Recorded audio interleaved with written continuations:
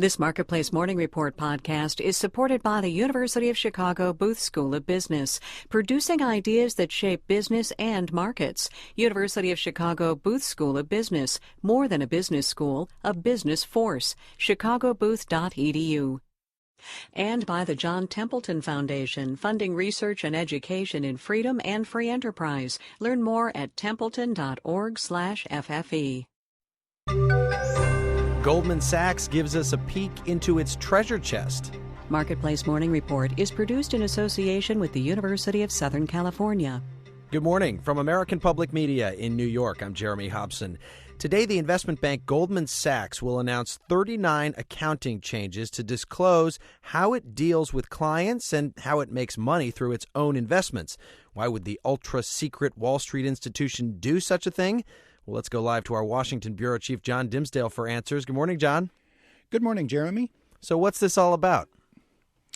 Well, remember, Goldman came under congressional and regulatory scrutiny last year for selling investments in subprime mortgages that were almost certain to lose money. And in fact, Goldman itself was secretly betting its own money that they would fail. Right. So Goldman settled a fraud suit last spring with securities regulators for $500 million.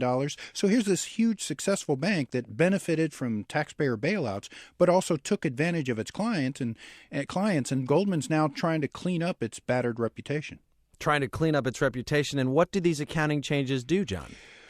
Well, they're going to separate out the trading and investment that they do with their own money to show how much the bank earns there as opposed to how much profit comes from trading clients' money.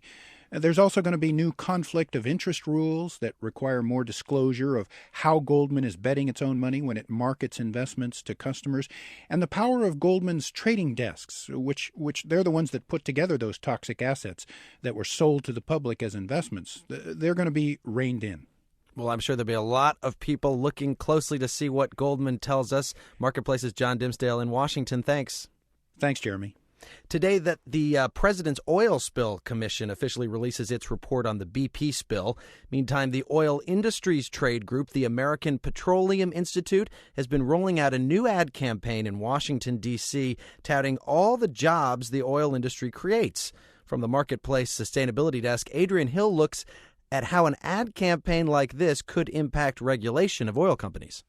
Do ads about an industry's economic importance really grab people's attention? USC professor Ira Kalb says probably not. I don't think these ads that I'm looking at are going to really do it because, again, people are going to tune it out. We've heard it before and we don't believe it. It's got a credibility problem. Kalb says we're exposed to an average of 20,000 ads a week. Those that don't stand out don't stand a chance. But Marissa Gluck from Radar Research says the ads are more about oil industry playing defense than anything else. Even if they're coming under attack for environmental, economic, and social disruptions, they can always point to job creation. And she says this ad campaign is targeting politicians who made a whole lot of job growth promises they now need to deliver on. I'm Adriene Hill for Marketplace. The Japanese finance minister said this morning the government there will buy some European government bonds. That's sending stocks higher.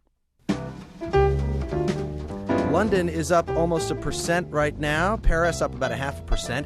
Alcoa kicked off earnings season after U.S. markets closed yesterday with a strong forecast for the year ahead thanks to rising aluminum prices. On Wall Street yesterday, the Dow lost 37 points. It closed at 11,637. Marketplace Morning Report is supported by Constant Contact, helping small businesses and nonprofits make sense of social media. You can learn more at constantcontact.com/social media.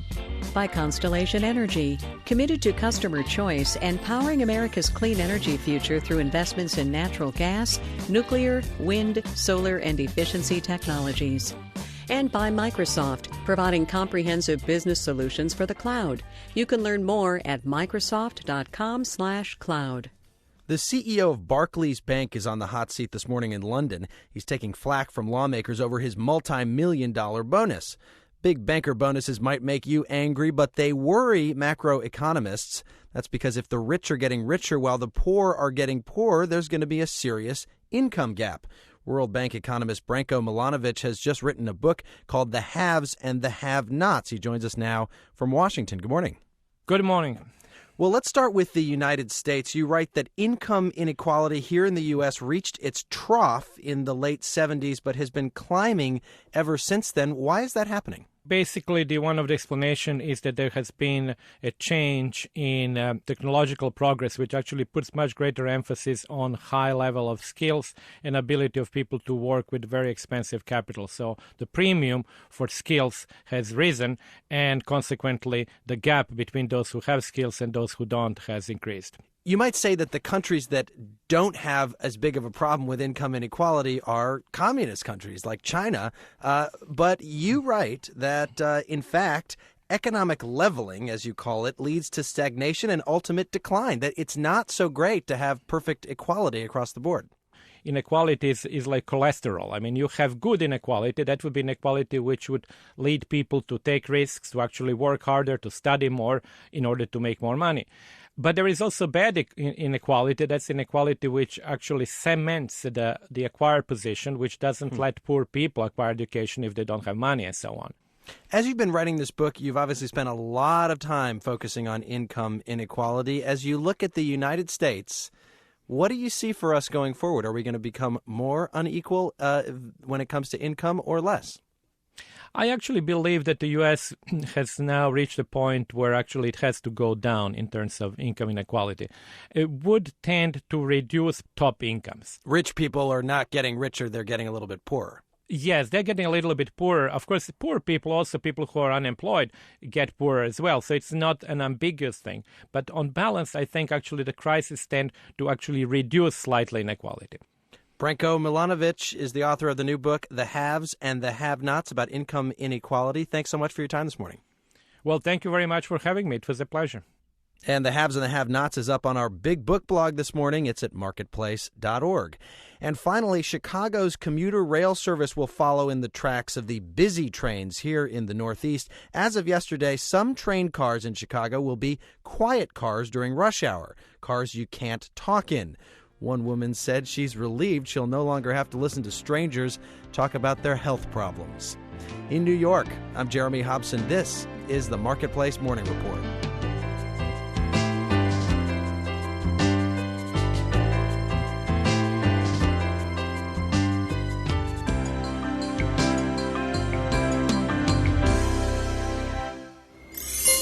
American Public Media.